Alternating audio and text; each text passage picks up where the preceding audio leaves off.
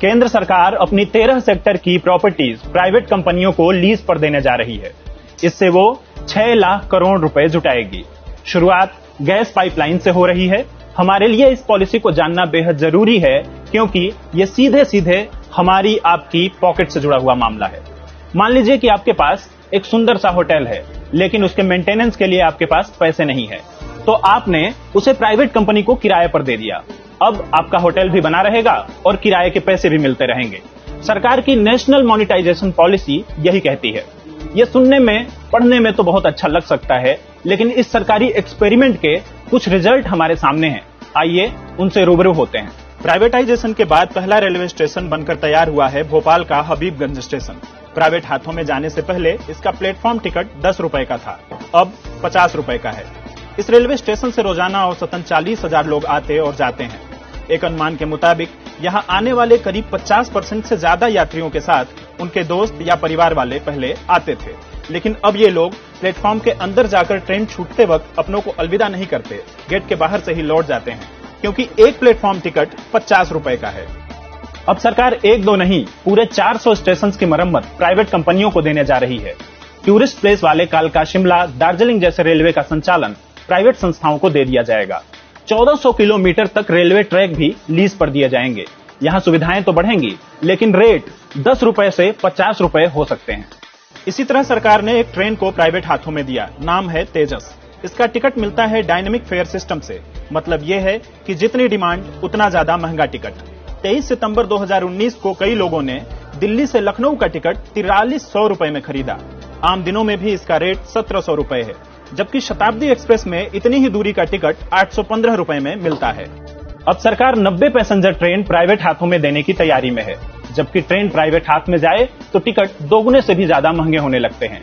हाँ, ये जरूर है कि रेलवे की प्रॉपर्टी किराए पर देकर सरकार को 1.5 लाख करोड़ रुपए मिल जाएंगे, लेकिन रेल से ज्यादा पैसे सरकार सड़कों को लीज पर रखकर जुटाएगी। ये है ग्रेटर नोएडा से आगरा को जोड़ने वाली यमुना एक्सप्रेसवे। इसका मेंटेनेंस प्राइवेट कंपनी को दे दिया गया है। 165 किलोमीटर की इस सड़क पर आप सफर करते हैं तो टोल टैक्स देना होता है 360 रुपए। किसी दूसरी सड़क पर इतने ही दूर जाने का आपको ज्यादा से ज्यादा 150 रुपए टोल टैक्स देना होता है। यानी सड़क का मेंटेनेंस प्राइवेट हाथ में तो टोल टैक्स दोगुना। लेकिन सरकार देश की 27% हाईवेज यानी करीब 27,600 किलोमीटर सड़क बनाने और मेंटेनेंस का काम प्राइवेट कंपनियों को देने जा रही है। सड़कें निजी हाथों में जाने से क्या टोल टैक्स ज्यादा देना पड़ेगा, इस सवाल के जवाब में अफसरों ने कहा कि यह कहना अभी सही नहीं है, क्योंकि टोल को नियंत्रित करने का फार्मूला अभी बनना बाकी है।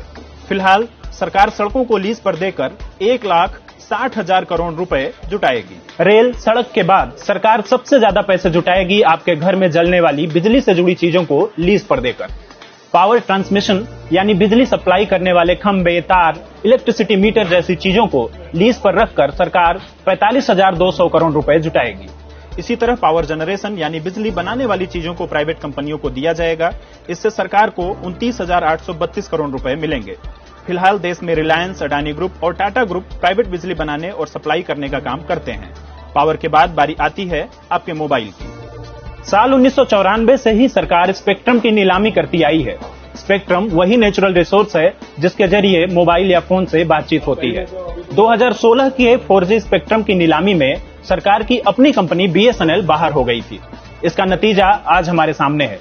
रिलायंस जियो, एयरटेल, वोडाफोन और आइडिया के प्लान्स बीते 3 साल में 200% से ज्यादा बढ़ चुके हैं और आगे भी बढ़ाने की बात हो रही है।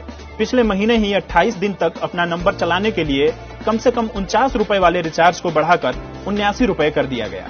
लेकिन सरकार इस बार देश की करीब 2.5 लाख ग्राम पंचायतों को जोड़ने वाले भारत नेट को प्राइवेट हाथों में देने जा रही है। इसमें 2,86,000 किलोमीटर की फाइबर ऑप्टिक लाइन और 13,500 मोबाइल टावर हैं।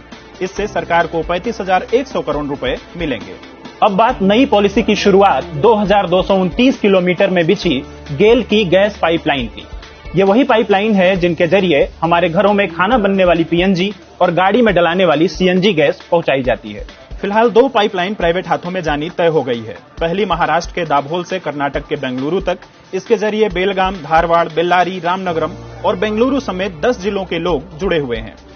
इससे रोजाना 1 crore 60 lakh cubic metre gas supply होती है।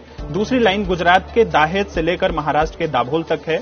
इससे भी हजारों लोगों की जिंदगी जुड़ी हुई है। यहाँ पर यह जिक्र करना बेहद जरूरी है कि पेट्रोल और एलपीजी सिलेंडर के दाम बढ़ने के बाद सीएनजी और पीएनजी की खपत बढ़ी हुई है, लेकिन यही प्रॉपर्टी सबसे पहले प्राइवेट हाथों में जाने वाली है। सरकार कुल 8,154 किलोमीटर गैस पाइपलाइन को प्राइवेट कंपनियों को लीज पर देने जा रही है। इससे 24,462 करोड़ रुपए उसे हासिल होंगे।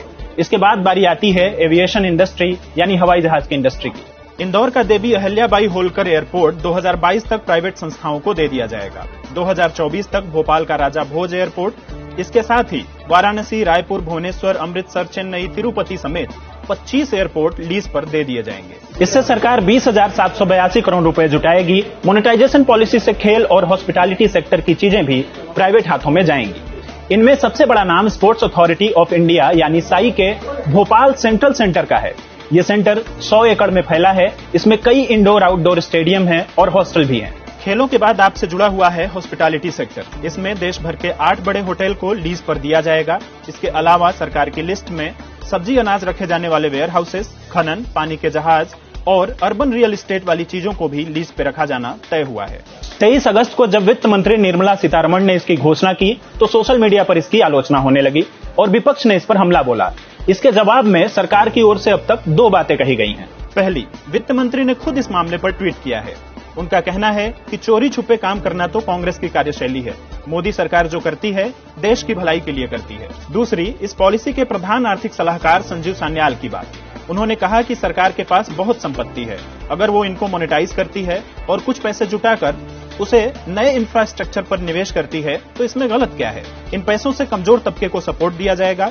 फिर सरकार अपनी संपत्ति को बेच नहीं रही है, केवल लीज पर रख रही है। सरकार ने फाइबर ऑप्टिक लाइन प्राइवेट कंपनियों को लीज पर दे रखी है, लेकिन सरकार की अपनी कंपनी बीएसएनएल आज खस्ता हालत में है।